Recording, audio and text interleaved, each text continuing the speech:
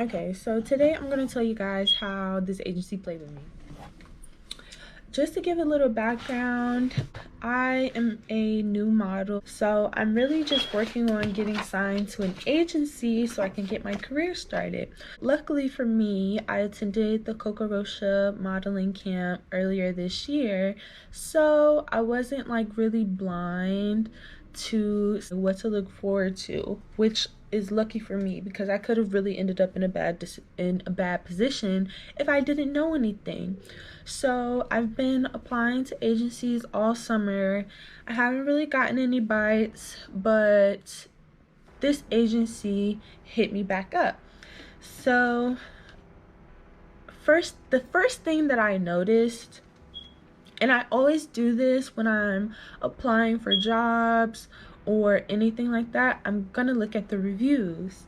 So I'm not gonna mention the agency's name or anything just because like I don't want that legal smoke, but this is more so to let you guys know what to look out for instead of like who, because if you get too caught up on the who, somebody else is going to do the same thing to you in an even more sneaky way. So disregard who it is. I sent in a normal application just like any other agency on their website. I sent my digitals and things like that, and so this is after I had been applying for a little bit, so I'm kind of getting like a little discouraged, but I send it anyway. So I get a call back, and this is probably like the third call back that I've gotten, so I'm kind of like holding my excitement. I don't want to get my hopes up too early, but I get a call back, and this was red flag number one. The lady that I was speaking to over the phone was speaking very slowly and robotic. This is a red flag because it sounded like a script, but not even like your like elevator pitch script. It's like it was too jarring. So let me try to let me try to give y'all an example of what she sounded like. Hello. Oh, I hope you guys don't hear my stomach growl. Let me stop. Let me give her a moment.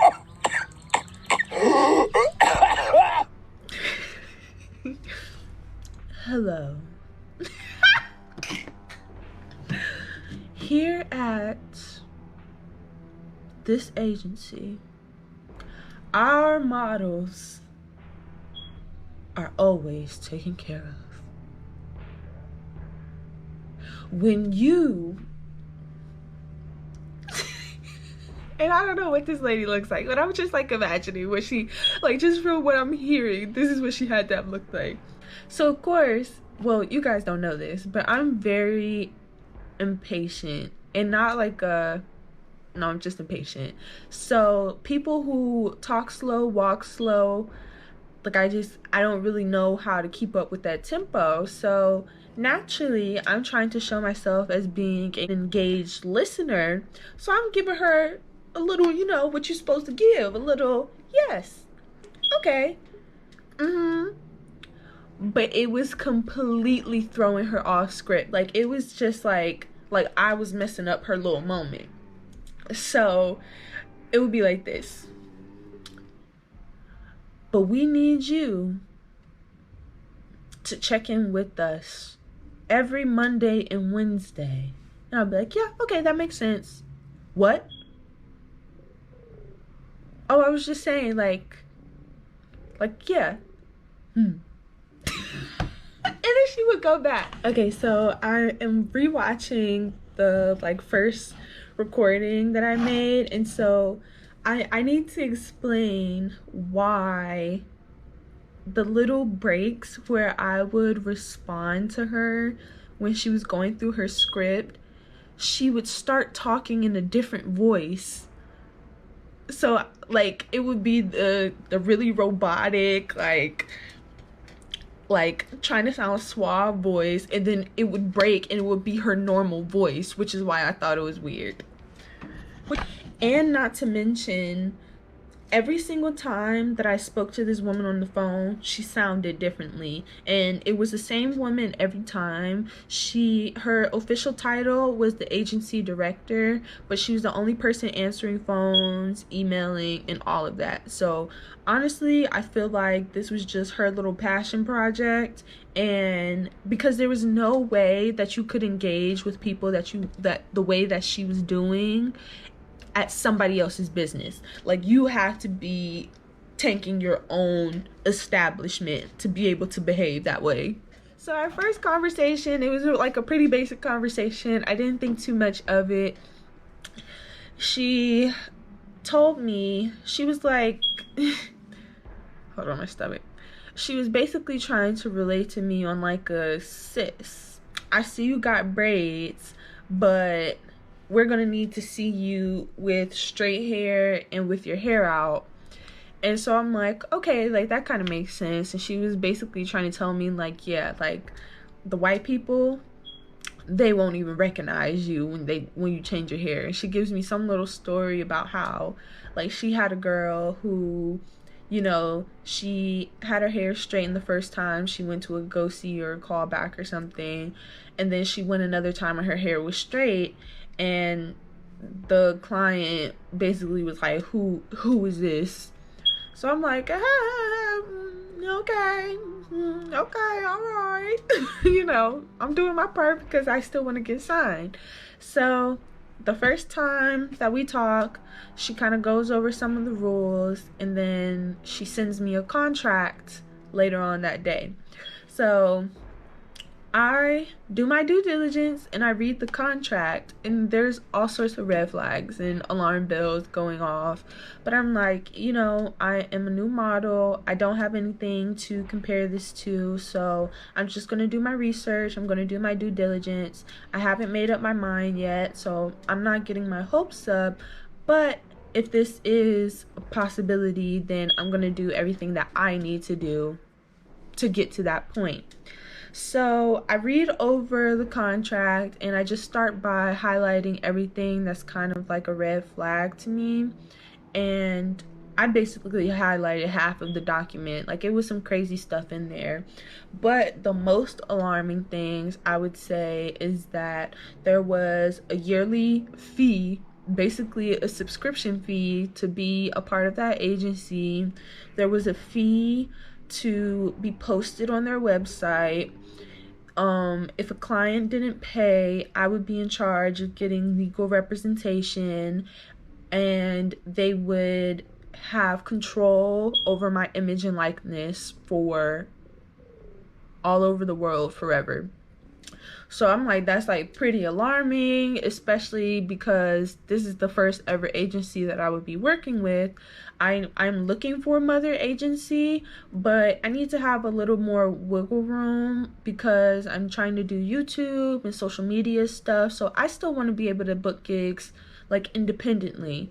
But on the other hand, I also kind of understand that since you're hiring or signing a new model and you are the mother agency, possibly you would want to have some control over their persona so you can tailor it to be marketable to your clients. So even though when I first read and I didn't even mention this, but when I was on the phone with her, she basically told me to read it over 2 times. The first time, it probably won't make sense that much, but by the second time, I'll understand it. And then, you know, then we'll go from there. And so I'm like, that's not how contracts go. So if anybody tells you like, oh yeah, just read it over a couple times and we'll be fine, like, you most likely need to get a lawyer involved. Ooh, and another thing, so right before you sign, there was a line that said something to the effect of, you have either sought out legal representation or willingly not done so. And so basically this contract is upholdable. I don't know what the word would be. Basically, if you sign this, it's going to be upheld in the court of law, and there is no turning back once you sign it. So you know, I asked my boyfriend to read it over as well. Or actually, I asked him I asked him to give it to a friend of his who is a lawyer so that he could try to like find an entertainment lawyer, because I don't know anybody around here, and possibly like let me know how much it would cost to have it looked over, because that was the route that I was going to take. Like I'll just have to pay for a lawyer. And so my boyfriend reads it over, and he damn near comes back gray. He is stressed. Like he is stressed out when he reads it. But I'm like trying to comfort him, like, no babe, like, you know, I went to the course, I went to the camp, you know, I know what I'm doing. It sounds bad, but it might not be that bad. And worst to worst, I haven't signed anything yet, so there's nothing to worry about. So his friend was nice enough to read it over, and he was sweating bullets too. He was stressed too. So now I'm kind of like, I'm trying to like save face and not let him know that I'm shaking in my boots. But now the lawyer is shaking in his boots. So now I'm getting a little nervous too. So the lawyer friend tells me that it's going to cost about $2,500 for an entertainment lawyer to actually go through this contract and try to negotiate the terms. Especially with how much I have highlighted and how much that I want to negotiate. And I don't really have a leg to stand on, because it would be different if I had a body of work where I could say, this is how much I usually get paid, this is my usual income as a model, and things like that. Like I don't really have that information. So now I'm scared. So I'm like, I don't have the money to put into a lawyer. So before I even go about this, let me ask the agency if they're even willing to negotiate anything on the contract.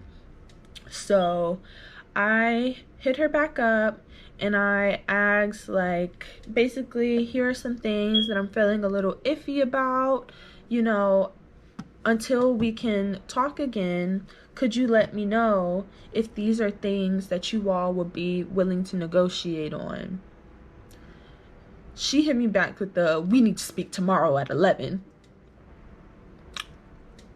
Okay, but you know, I kind of asked if you could email me back, you know, like write it down that you said you were going to negotiate or something, but she was not feeling that at all. So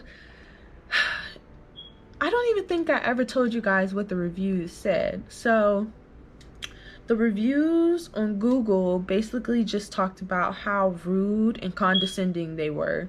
Like that was, and they named the person by name. I'm not going to name her by name, but did that make sense? Name her? I guess I don't have to say, like, specify name by name, but y'all know what I was talking about. So the reviews were basically just talking about how rude that this person is. And so I'm doing my little investigative work. I'm looking up Instagrams, I'm looking up Facebooks, doing the whole nine. And the thing that really like broke the camel's back for me was a Facebook review that I found, where there was a girl who was interested in being signed, and so she was doing a very normal thing where people will tag agencies in their social media posts to see if they have any interest, or to see if they, you know, like, look at me guys. This lady who I'm now talking to comments under this girl's Instagram picture and tells her, why would you tag us in this? This is not how you apply. So the lady responds to the agency lady, and she's like, I was planning on applying the correct way. You know, I just wanted to tag you all to see if there was any interest, you know, like a bit harsh, but dang. So then the lady in this Facebook review, she posts the screenshots of this lady trying to DM her, basically starting with the sis. As black people, we have to make sure we go the right way about trying to get our opportunities. So, as she should have, the woman who initially made the post to see if there was any interest with the agency is like, I'm not your sis, and you were extremely rude. Like, she got in her butt, as she should have. And so I'm reading all this stuff, and I just got this strongly worded email. So I just make the decision that I'm not signing with them. But I will take this as a learning experience for, negotiating and speaking about contracts and being comfortable with speaking up for myself. So, the first time we were supposed to speak, she doesn't pick up the phone, and then she wants to just the meeting 30 minutes later. So, I'm on a bit of a power play. And I'm like, that won't work. I'm busy for the day. But, could you maybe give me a little information here in the email? I get the same response. We need to talk. All right, girl. All right. So it finally gets to the time where we are about to get on the phone. It's 11:02. I'm like, okay, let me call them. I call, and this woman act like she don't know who I am. And it may have, like, if I hadn't called her before and she'd been like, hey, Kayla, I would have assumed she genuinely doesn't know who I am. But because she had already did that, I know you're playing in my face. I know you're playing with me right now. So she's basically like, hello. And I'm like, hi, how are you? She's like, who am I talking to? I'm like, oh, this is Kayla. So she's like, oh, hey. Like, dang, girl, I'm sorry, it's me. So then I don't even think I get to get another word out. And she's like, I don't mean to be indignant, but those questions you was asking me don't make any sense. And I'm like, oh, okay, And she's like, basically telling me how this is how it goes. You work with us, we find you work, and then you pay us. And I'm like, okay, well, I guess that means that, I should do some more shopping. She's like, yeah, I think you do. And I'm like, at this time, I am not interested. She's like, well, neither are we. So I was just I was prepared for her to be rude, but she was just it was just too much. And luckily for you guys, I recorded it. I tried, because the first time that I talked to her, because of how weird she was talking, I tried to screen record it so I could show my boyfriend, but the sound, I guess on a phone call, you can't screen record. So I don't have the first conversation recorded, but I am gonna insert the audio of the second time. It's a video. I should put the video in here so you guys can see my face, because she really thought she was eating me up, and I was so tickled. It was so funny. Hi. How are you today? I'm great. How are you? I'm good, thank you. Who am I speaking to, please? This is Kayla Wilson. Hey, Kayla. How are you? I'm good, thank you. So the questions that you were asking were, have you ever been with an agency? No. Okay, so I'm not trying to be indignant or anything. I'm going to educate you on something. Those questions from your background, from what you're saying, you graduated in fashion and all this, those questions don't make sense. They don't make any sense, because it's basically this. You're paying for your own photo shoot. You're paying for your comp cards. We advance you the website fee. Once you book, we take out. That's just how it is with all agencies. If a client wants to book you for something and you have to pay for your flight, you have to pay for your own flight, and 9 times out of 10, the client reimburse you back. Okay. Well, thank you for that info. I am going to continue shopping around, but at this time, I am not interested. Thank you. Neither are we. Thank you.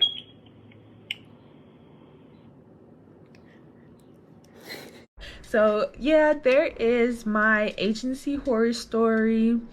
um I am not discouraged, because if we're going to be honest, had I signed that contract, I would have been in a very bad situation for the next 3 years with someone who is rude and awful, basically making money off of me trying to become a model.